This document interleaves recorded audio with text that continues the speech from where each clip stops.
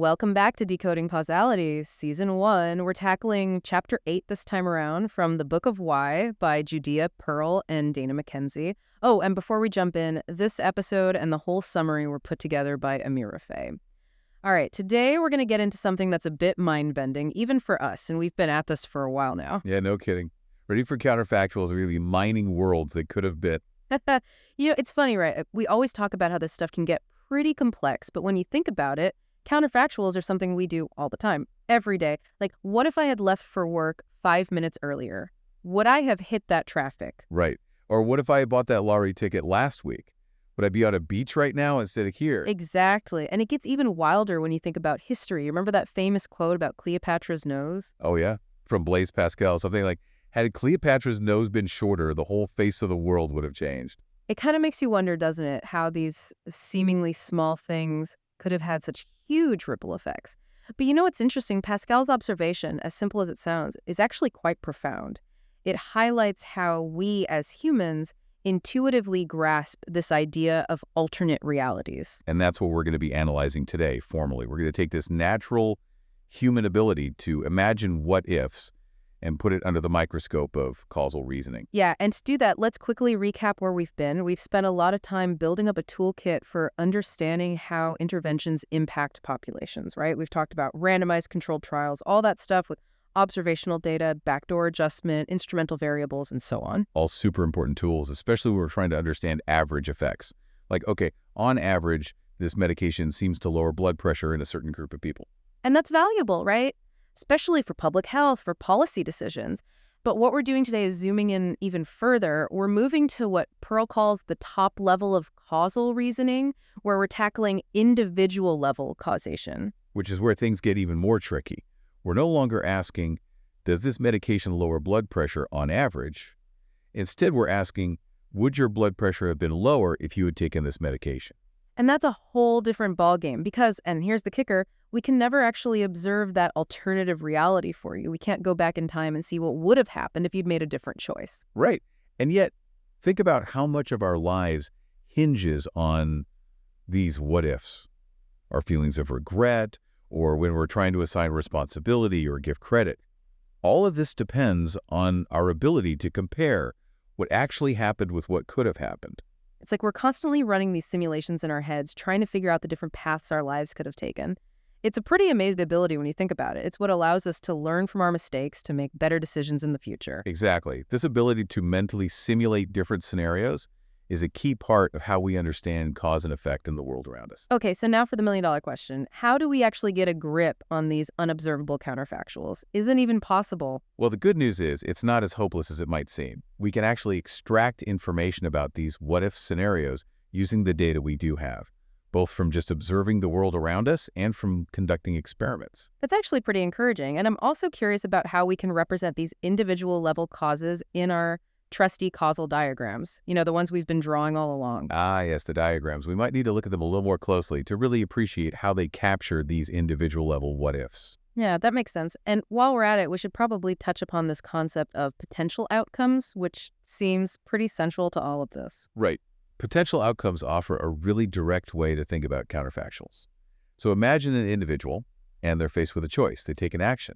Now, there's the outcome that actually happens, and then there's the potential outcome, what would have happened if they'd taken a different action. The tricky part is we only ever get to see one of those outcomes play out in reality.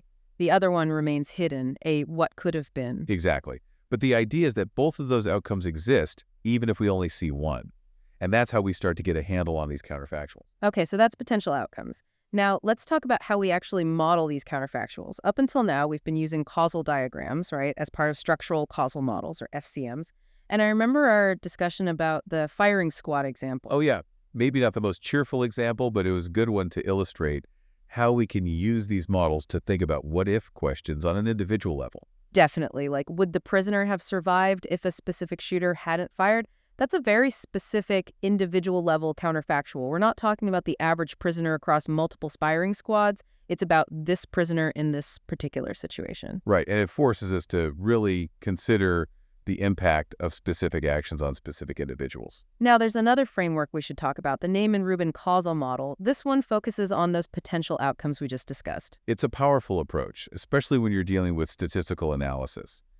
And it's interesting to compare how counterfactuals are understood in both the SCM framework, with its reliance on causal diagrams, and the Neyman-Rubin model. And you know what's funny? Donald Rubin, one of the key figures in the potential outcome framework, has actually been pretty skeptical about using causal diagrams. Yeah, he's expressed some strong opinions about that. The argument from the Rubin camp is often that you can do rigorous causal inference through carefully defining potential outcomes and using statistical assumptions without needing to visually represent things in a diagram. So they're saying the diagrams aren't really necessary. That's the gist of it, yeah. But from the perspective of those who use SEMs, like Pearl, what do those diagrams actually bring to the table when we're dealing with counterfactuals? What's their advantage? Well, for one thing, they provide a visual language for expressing our assumptions about how the world works. It's a way to make our causal hypotheses explicit. And that could be really helpful, especially when things get complex. So they're like a roadmap for our thinking. Yeah, you can think of it that way. They help us to see the pathways through which an intervention might lead to an outcome, both in the real world and in that counterfactual world we're trying to imagine. I see. Like, if changing one factor might have an indirect effect on another, the diagram helps us trace those connections. Exactly. It can make our thinking about these complex relationships much more transparent and intuitive. And I bet it also helps us to avoid some common pitfalls. Like, remember when we talked about identifying confounding variables, those sneaky backdoor paths that can lead to spurious correlations? Oh yeah, the diagram is essential for spotting those. And in a counterfactual scenario, the diagram also helps us consider how those confounding factors might play out in that imaginary world we're constructing. Okay, so we've been talking about this in a pretty abstract way. Let's get down to brass-tacks. You mentioned two areas where this idea of counterfactuals is super relevant in the real world: the legal concept of but-for causation and the science of climate change. Let's start with the legal side. How do counterfactuals help us understand this but-for idea? Okay, so in law, the but-for test is a really basic principle. It's used to figure out if someone's action actually caused a particular harm. And the question it asks is, would the harm have occurred but for the defendant action? So it's a pretty direct counterfactual question, right? We're imagining a world where the defendant didn't act and then trying to assess if the injury would still have happened. Exactly. Let's say a factory illegally dumps a bunch of toxic waste into a river. And then people who live downstream start getting sick. The but-for test would ask, would those people have gotten sick if the factory hadn't dumped the waste? Right. And if the answer, based on the evidence, is no, then the factory's action is considered a but-for cause of their illness. And I bet we can formalize this using that potential outcomes notation we talked about earlier. Oh, absolutely.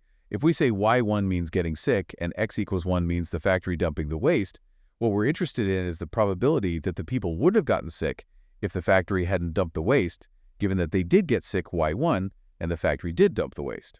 So that's what we call the probability of necessity, right? It's the probability that the action was necessary for the outcome to occur. You got it. And this is a great example of how something that seems kind of abstract, like counterfactuals, has very real and practical implications in the legal world. Absolutely. But it's not always that straightforward, is it? I mean, sometimes the chain of events can get pretty complicated, and that's where this ideal proximate cause comes in, right? You're right. The but-for test can sometimes lead to a kind of absurdly broad idea of liability. Like, imagine you drop a banana peel on the sidewalk and someone slips on it and breaks their leg. Okay, so far, so good. Seems pretty straightforward. But then while they're in the hospital recovering from their broken leg, they get a nasty infection. Now, technically, your action of dropping the banana peel could be considered a but-for cause of that infection. Because if you hadn't dropped the peel, they wouldn't have been in the hospital in the first place, and they wouldn't have gotten the infection. Exactly. But that feels kind of wrong, doesn't it? Legally and intuitively, it seems like your action is way too far removed from that infection to be held responsible for it. So that's where proximate cause comes in. Exactly. Proximate cause tries to limit liability to consequences that are a more direct and foreseeable result of the initial action. It's about drawing a line and saying, okay, at some point, this chain of events becomes too remote to hold the original actor responsible. Makes sense. And you connected this idea of proximate cause to the concept of sufficient cause, right? Yeah, so remember how we talked about the probability of necessity? Well, we can also think about the probability of sufficiency. That's the likelihood that an action all by itself would have been enough to cause the outcome. So in the banana peel example, the probability of necessity is pretty high. If you hadn't dropped the peel, they wouldn't have broken their leg and probably wouldn't have gotten the infection. Right. But the probability of sufficiency, meaning that dropping the banana peel alone was enough to cause the infection, is very low because there are all sorts of other things that have to happen for someone to get an infection in a hospital. So, by considering both whether an action was necessary and whether it was sufficient, we get a much richer understanding of causation in these legal cases. It goes beyond that simple but-for test. Exactly, because focusing only on necessity doesn't always align with our sense of justice and responsibility. Considering sufficiency lets us take into account the strength and directness of the causal link. It's like, yeah, technically you might have set off a chain of events, but was your action really the main driver of the outcome? Exactly. Okay, so we've covered but-for causation and proximate cause. The other really fascinating application you mentioned was in understanding climate change.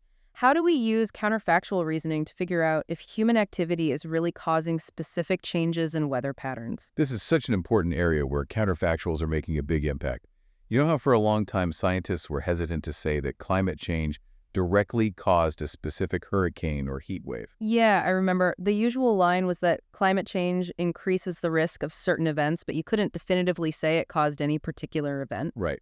And that distinction was important, but it also felt a bit frustrating. Like, we know climate change is happening, we know it's affecting our weather, but we couldn't pin down specific instances. But it sounds like counterfactual analysis is changing that. It is. What scientists are doing now is using climate models to simulate what the world would have been like without human-caused greenhouse gas emissions. They're essentially creating a counterfactual Earth. Wow, that's pretty amazing. So they're running these models and saying, okay, what would the weather have been like if we hadn't been pumping all this CO2? It's the atmosphere. Exactly. And then they compare the likelihood and intensity of extreme weather events in that counterfactual world to what actually happened in the real world. I see. So they can look at a specific heat wave, for example, and say, okay, in the counterfactual world, this heat wave wouldn't have been nearly as severe. Right. And that's how they estimate the fraction of attributable risk, or FAR. It's essentially a measure of how much of the risk of that event can be attributed to human activity. So if a study says that a certain heat wave had an FAR of 90%, that means there's a 90% chance that it wouldn't have been as bad if it weren't for us. Under certain assumptions, yes, that FAR could be interpreted as the probability of necessity. In other words, there's a 90% probability that human-caused climate change was a necessary condition for that heat wave to reach that level of intensity. It's like we're running experiments on the entire planet. We're manipulating the level of CO2 in these models and seeing how it changes the outcome. It's a powerful way to test our hypotheses about how human activity is impacting the climate. It really moves us beyond those general statements about climate change and allows us to make much more specific claims about its effects. And we've seen this in action. Remember the 2003 European heat wave? Studies using this kind of analysis suggested a high probability of necessity. It was very likely that the heat wave wouldn't have been as severe without human influence. Yeah, but I also remember you saying that the probability of sufficiency, meaning whether climate change alone was enough to cause it, was probably lower because other weather patterns also play a role, right?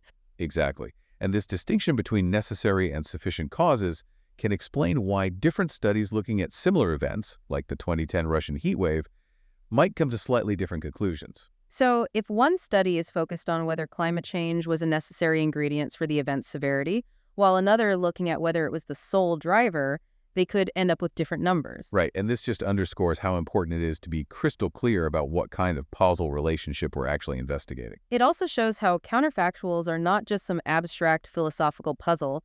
They're a tool for grappling with some of the most pressing issues we face, from legal responsibility to understanding our changing climate. It's pretty amazing when you think about it. We can't actually step into these alternate timelines, but the framework of counterfactuals, especially when we combine it with these powerful modeling techniques, gives us a structured and logical way to explore them.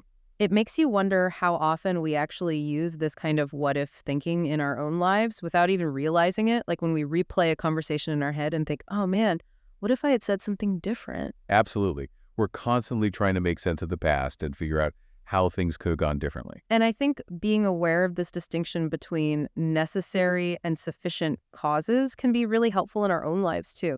Like when we're analyzing why something happened, are we really identifying the crucial elements, the things that had to be there for that outcome to occur?